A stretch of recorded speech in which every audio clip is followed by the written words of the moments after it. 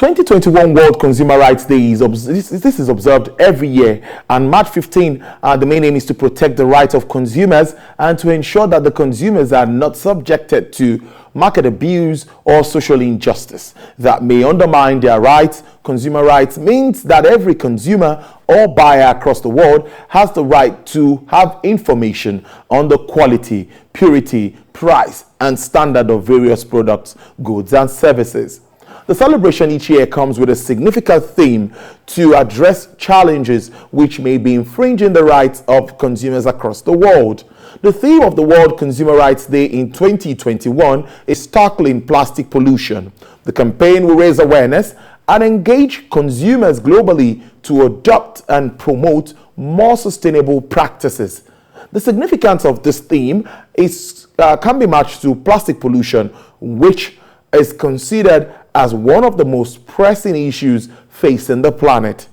The awareness of consumers in the crisis that plastic creates is growing, as this would enable the use of alternative package systems or proper disposal of plastic waste by consumers who play a critical role in shaping the marketplace. To give an insight into the importance and significance of this celebration, well, especially to Nigerian consumers, where plastic pollution poses a great challenge to the environment, I have joining me live from our Abuja studio, Executive Commissioner, Corporate Service, Federal Competition and Consumer Protection Commission, Mr. Adamu Abdullahi. Thank you very much for your time, and happy Consumers Day 2021. Thank you very much. The pleasure is mine being here. Yes, first I want to start with more of the essence of this day before we now go into details. Yes, to celebrate consumers, protect their rights. Take us through what it really stands for. Okay, the World Consumer Rights Day is celebrated the world over on the 15th of March each year to raise awareness of consumers on the issues, and every particular year there is an issue that is taken into consideration and used as a theme. This year, as you mentioned earlier, is tackling plastic pollution.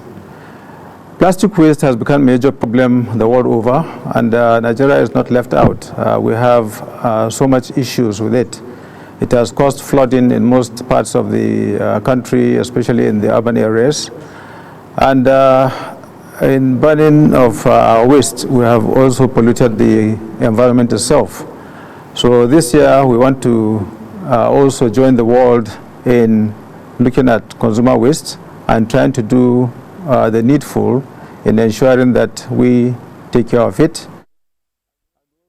Encourage all other people, especially all Nigerians, to make sure that they take care of this waste and take this issue very, very seriously. For the data, it's already around, it's already on ground. If we continue going the way we are going, in the next 50 years, the ocean would have more plastic than fish. And as it is, the issue of flooding that I've already discussed earlier is a major, major problem. And in itself, the dumped sites that we have in the major towns and cities in this country have also resulted into a major environmental issue, a major problem. So what we try to do in our premises this year is to get schools from all over the Federation, that is in all the zones of the Federation. We got students from different schools and address this issue. We did a documentary first, and then we looked at experts that have come with real solutions on how to take care of these wastes. We had schools from the Northeast, the North Central, the Northwest, the Southwest, South-South, as well as the Southeast. And what we are trying to do is to catch them young, because the future really belongs to them. We have not done well as individuals. Our own age mates, our own age group, we are not doing well. Earlier than this, during the days of our parents, we have seen how our parents always had baskets that they used to go to the market with. And whatever they shop, they put inside that basket, bring back to the house. Next time they go to the market, they take the same basket. Nowadays, you go to the market empty-handed, so that by the time you go, every stall you go to, everything comes in a leather bag. By the time you come back home, you have 10, 12, sometimes up to 20 leather bag that you have to contend with. Our water comes in plastic. We don't dispose of that plastic properly, or even in sachet. The sachet is all over the place now. I've seen some states have gone to great lengths to ensure that this waste is cleaned, and they made it a point of duty. In Kano, for instance, Almajiris are encouraged to bring in waste, and based on the weight, they are given some money to take care of their needs.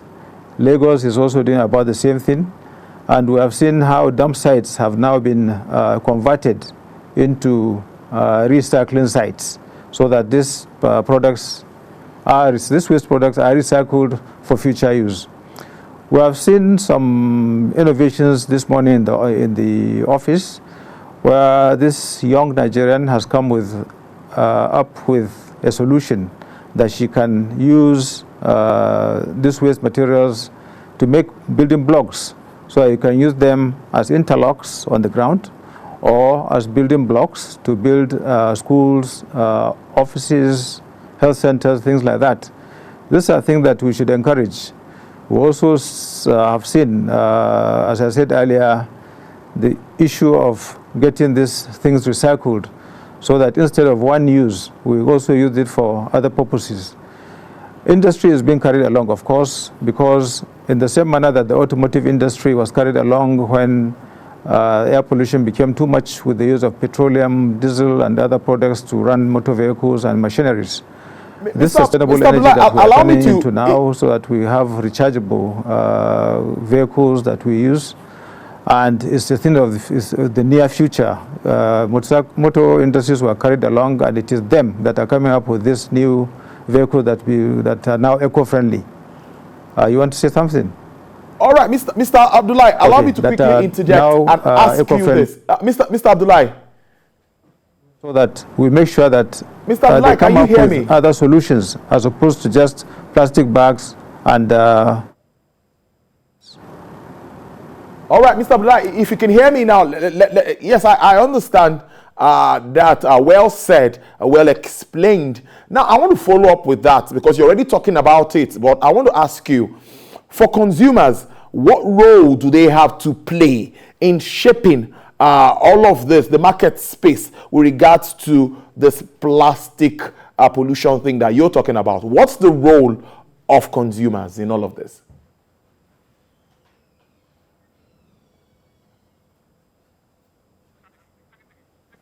Okay, Mr. Abdullahi, can you hear me? Okay, I can hear you now. As I take us through the role of the consumer in making all of this become, making it easy for us to actualize all of this. Okay, first and foremost, we have to look at the issue of how you can reuse these items. Okay. Rather than use just once and throw away, you can take the same leather bag that you got in the market the last time you went to the market, so that instead of getting a new set of leather bags every day you come back from the market, this time around you already have something that you are going to use. In the same manner, you can dedicate one big backhoe bag that you go to the market with every time you go to the market, so that you can now, in the same manner, look at the preparation of food. More, for instance, most people now use leather to cook. Rather than that, we should return to our former practice of using leaves, which is even healthier than it was than this use of plastic that people do nowadays. So we have to carry the people along. People have to know how harmful these products are, the kind of harm that's been done to the environment, and how we can all come together and make sure that we make our environment better for today and for the future. Okay, now let's move on. I'm also interested in the 7 R's. Replace, rethink, reuse, refill, recycle, repair.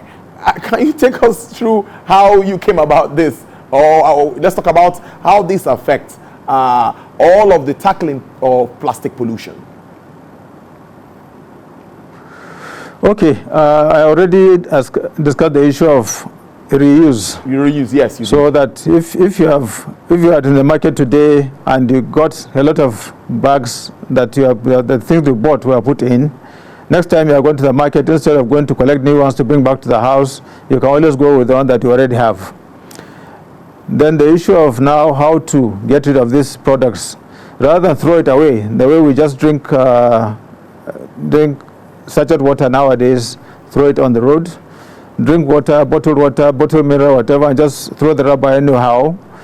This collection that we have now put in place is going to assist us and going to help us so that we can now encourage our people to collect the things back, so it goes back to industry, it is recycled, and it is reused. It is much better for us for now and for the future. And the way we throw away these things into our waters and into our drainages is also a practice that has to be discouraged, because that is what blocks these drainages and results in flooding most times during the rainy season that we have seen in the past years. So these are the things that we are happy on, and these are the things that we encourage people to do, to assist in this campaign that we are looking at this year, or that doing this year. Okay, so I want to also ask, because many times when we talk about consumer rights, many people want to say what you do as an agency in charge of all of this. How well in Nigeria would you say our rights are being protected? What more are you doing to further protect our rights further than it is being done at the moment? You see, the way the thing works is this. Each sector already has a regulator. If you look at electricity, there is NERC. Communications, NCC is already on ground. If you look at aviation, Nigerian Civil Aviation Authority has a full-fledged consumer protection procedure there. All the other aspects we can look at in this, there is a sector regulator. So the first port of call to a complainant is to the service provider himself. If you feel cheated by a disco, for instance, the electricity industry, first of all, complain to the disco. If you are satisfied with the way the process is being handled, you can now look at reporting this same matter to the NERC, that's the regulatory body there. If it doesn't work there, then you can always come to us. We also encourage people to also report directly to us if you feel that there is so much wrong in an industry and you believe there's anything we can do to make things better. So we are open to receiving the complaints. We are open 24/7, and we do receive a lot of complaints on a daily basis from different consumers all over the country. I hope that satisfies your question. Yes, it does. It really does. Now, I just remembered something, and I was saying I was going to ask you too, which Nigerians would like to know and talk about, is the issue of price gouging. Now, many people, at the time when COVID-19, when we had sanitizers being sold double, triple the price, and it's also happening to PMS at the moment. What are you also doing with regards to addressing this across the board? You have to come again. I didn't get that well. Okay, I'm talking about price gouging. Price gouging. Okay. Yes, when in regards to COVID-19 materials and even fuel at the moment. Period. And I'm sure that we have done a lot to look at it. We have some cases right now that we are addressing. There are some manufacturing outlets we are looking at. There are also some shop and shopping chains that we are looking at. And we have seen what they have done during that period. We have seen how they tried to freeze consumers during the period because there is need for items such as the hand sanitizer, such as face masks, and we have seen how they have fixed prices and gouged prices during that period. And we are doing something about it. I am giving reassurances that these are things that are already in our domain, and we are looking at, and we are going to see what we are going to do, and everybody will soon see what will come out of this thing. All right, now let's project for 2021. As we move on to 2022, what more are we expecting? We've talked about plastic now. What more are we looking at? Let's project as we look forward to another celebration of World Consumer Day. Okay, we are looking at other possibilities that plastics can be put to use. Look at other industries, what they do. Look at other economies, what they do. This is a World Consumer Rights Day, and this theme is for the whole world.